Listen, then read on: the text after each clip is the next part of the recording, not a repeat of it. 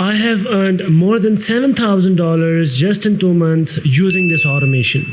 What's up everyone, welcome back. So if you have been following along, this is the part 3 of my Upwork automation series. In the part 1, we did the intro. In the part 2, we plan and build the whole flow of the automation. And in this part, we are going to build the thing that is going to feed the whole automation, the scraper and the API server. Because here's the thing, you can have the smartest AI agent or smartest LLM in the world, but if you don't have any way to pull real jobs from Upwork automatically, the whole pipeline is useless. So we are going to fix it today. This video is purely coding part, no annotant, no agents, just scraper and the server. So let's get started. Alright, first thing I want to show you, I'm not going to sit here and type all this from scratch. What I did was I wrote a detailed prompt that you can drop into any capable LLM, Cloudy, GPT-4, 5, whatever you are using, and it will generate both of these files for you. Prompt is available in the description. So I gave the prompt to the model. You can see it describes exactly what we need. A Puppeteer based scraper with Cloudflare handling, auto scroll, structured job extraction, and a lightweight HTTP server sitting on top of it. Just paste it, run it, and you'll get the same 2 files I'm about to walk you through.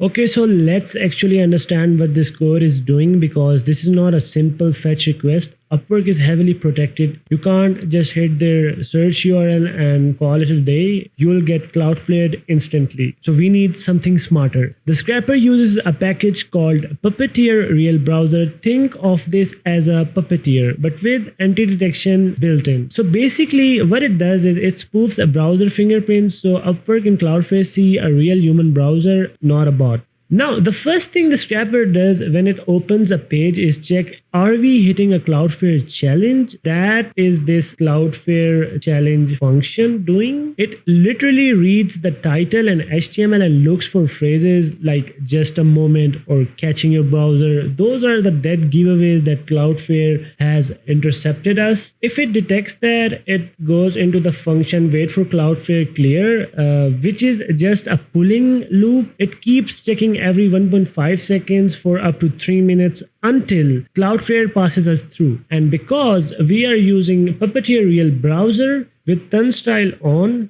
so it can actually check those verification boxes automatically. Once we are past Cloudflare, we hit wait for job list function. This one is clever. Instead of waiting for some specific CSS class that Upwork will change next week, it looks for job-shaped URL and DOM. If it finds anchor pointing to /job/ or /nx/search/job/detail path, it knows that the page is loaded. That makes it way more resilient to Upwork markup changes. After that, we just simply do auto scroll. We scroll down to the page in steps to trigger lazy loaded jobs titles. Upwork doesn't render everything at once. So if you skip this, you'll only get the first few jobs. Then comes the heavy lifter extract job structure. This one inside the browser context and box, every job shaped anchor on the page for each one it finds the parent tile could be an article, LI, a data, test, job title element, whatever Upwork is using that week. And from that route, it extracts title, description, budget, duration, posted, when, these kind of details. The description extraction is particularly interesting. It tries a list of specific selectors first, things that data test, job description text, and if none of those work, it falls back to a scrolling system. It looks at all p, div, and span elements and scores them by length and whether they're inside a lamp clamp container, which is a strong signal that it's description text. Really pragmatic approach. The whole thing returns a clean array of job objects like job ID, title, description, budget, duration, posted, skills, and links of the job. And that is basically what our annotant pipeline requires. Now let's talk about our server.js. This is the wrapper that turns our scraper into an actual API you can call from anywhere in the world, including annotant. It's a plain Node.js HTTP server, no expense, no frameworks, intentionally simple. It exposes one endpoint that is /scrap.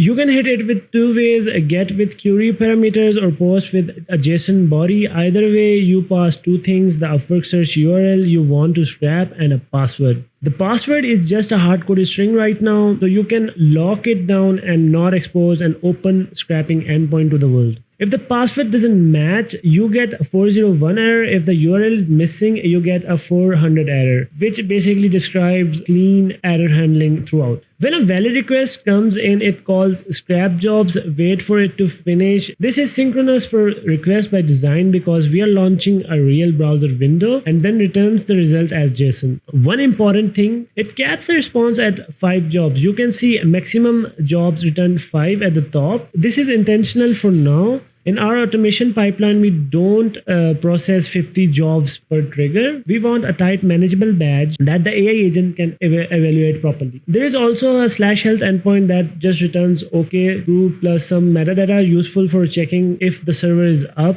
before anyone tries to call it. So now the question arises, why does this matter? Why go through all this trouble? Because this is the data layer of the entire automation. Without real job data, the fit evaluation agent has nothing to evaluate, and the cover letter agent has nothing to generate. This scraper is what makes the whole automation live and dynamic. The server design also means that you can run on any machine, your laptop, your VPS, and then just hit with an HTTP request. Clean separation of concerns. The scrapping complexity is hidden behind a single API call. And the fact that it handles Cloudflare, automatically scrolls the page and does resilient DOM extraction means this thing actually works in real world, not just in tutorials. Okay, before ending the video, I would like to show you a little demo. Let me just run this file. So this is the command to run the scraper.js, and this is how it will work. As you can see, it's trying to cover the Cloudflare first, and then now it has entered the Upwork, and now it will scroll down and scrap all the jobs, and this is how it gave me the results. As you can see, job ID, title, description, budget, duration, posted, when it was posted, skills, link of the job. If I want to open it, let's say, so let's see if it's opening or not. So this is what I was talking about, that turns still true. So here it is, the whole job is available, as you can see. Right? All right, that's the scraper and the server.